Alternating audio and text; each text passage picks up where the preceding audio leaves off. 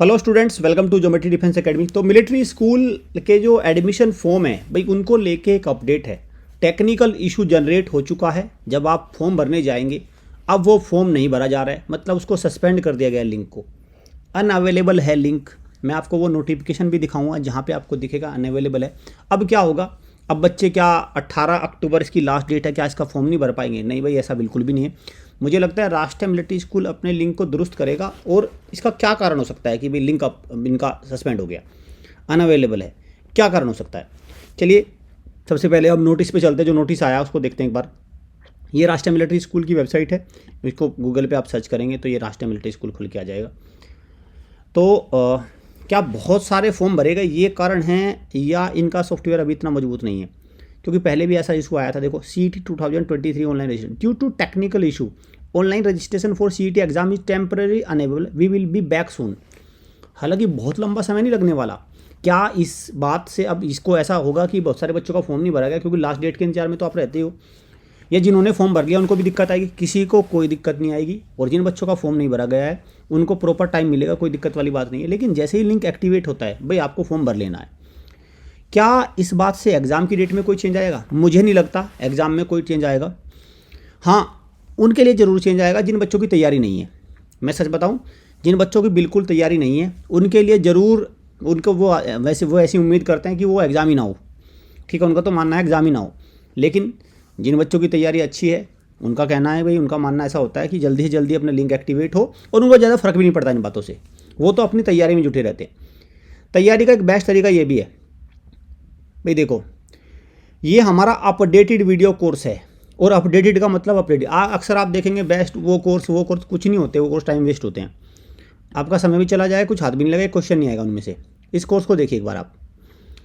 Updated का मतलब updated है, ऐसा नहीं है कि भाई चलो ठीक है अपना दे दिया। सारी चीज़ें हैं। और आपको मैं चैलेंज देता हूँ, आप जितने भी गूगल पे सर्च कर लीजिए, मिलिट्री स्कूल या सैनिक स्कूल या किसी भी एंट्रेंस टेस्ट के लिए इतना तरीके से आपको कोर्स नहीं मिलेगा। ऐसे बाहर से एक पेज मिलेगा, पेज पे लिखा रहेगा कि कॉन्टैक्ट करो, फिर अंदर बताएंगे हम ऐसा करेंगे, देंगे कुछ है नहीं, हम ऐसा बना रहे हैं, सब कंटिन्यूअस में होगा। ऐसा कोई नहीं मिलेगा कि हमारा तैयार है ले लो। हमारा तैयार है सारा कुछ। हम ये नहीं कहते कि हम ऐसा सोच लेंगे बना लेंगे तब तक पेपर निकल जाएगा। तो ये सारे देखो, ये जनरल नॉलेज में सारा अपडेटेड है, सब कुछ बिल्कुल जो एग्ज़ाम के हिसाब से जिसमें क्वेश्चन आएंगे। ऐसा नहीं कि भाई चलो हवा में क्वेश्चन आने हैं यहाँ से। साथ में इंग्लिश का अपडेटेड है पूरा, आप देख सकते हैं पूरा कोर्स अपडेटेड है।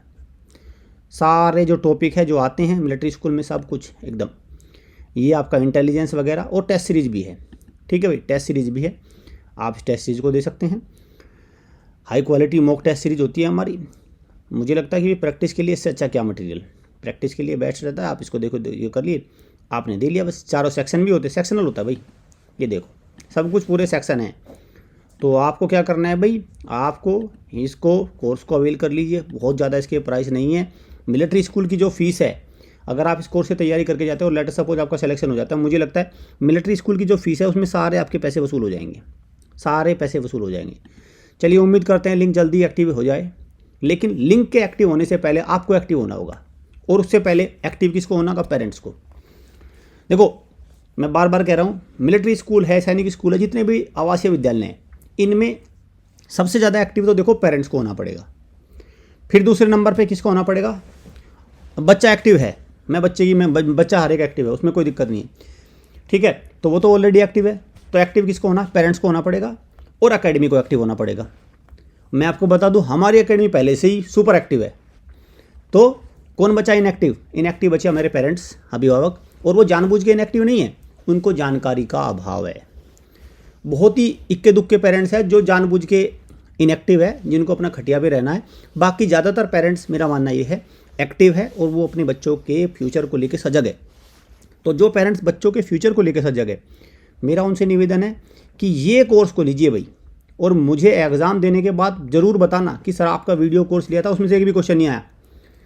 मैं आपको बिल्कुल एकदम गारंटी देता हूँ, आपको मैं दिखा भी दूंगा कौन सा क्वेश्चन कहाँ से आया, कैसे आया। क्योंकि प्रीवियस ईयर पेपर को 10 साल के पेपर को अध्ययन करके तैयार हुआ है कोर्स। और इस कोर्स को बिल्कुल एट पर लेवल रखा गया है। कम समय में मैक्सिमम बेनिफिट देगा आपको। और मेरा मानना यह है कि भाई रीजनिंग, मैथ्स और जीके तीनों ही इंपॉर्टेंट सब्जेक्ट होते हैं मिलिट्री स्कूल में। तो और इसका प्राइस देखो, जहाँ 30-40 हज़ार के कोर्स, कुछ नहीं, सिर्फ पेज मिलेगा एक, वहीं 5,000 रुपये में सारा कुछ। फिर पेरेंट्स कहते हैं सर नहीं ये तो बहुत महंगा है। भाई मैं तो फिर कहता हूँ कि सबसे सस्ता पता क्या है, सबसे सस्ता है यूट्यूब पे अपना वीडियो देखते रहो, सर्च करते रहो, अपना टाइम फोड़ते रहो, बस सबसे सस्ता ये है।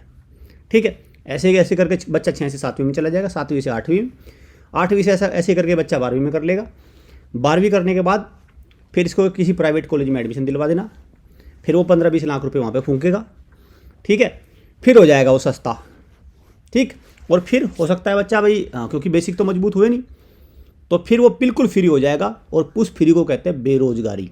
बस तो अभी कर लो जो करना है, क्योंकि बाद में फिर मौका नहीं मिलता, और बाद में सिर्फ पछतावे के अलावा कुछ नहीं रह जाता। मेरा काम है पेरेंट्स को सजग करने का, जागरूक करने का, मैं करता रहूँगा। और कई पेरेंट्स को बुरा भी लगता है इस बात से, लेकिन बुरा लगता है तो लगता रहे, हमारा काम तो है रास्ता दिखाना, और आपका काम है उस रास्ते पे चलना। Thank you students.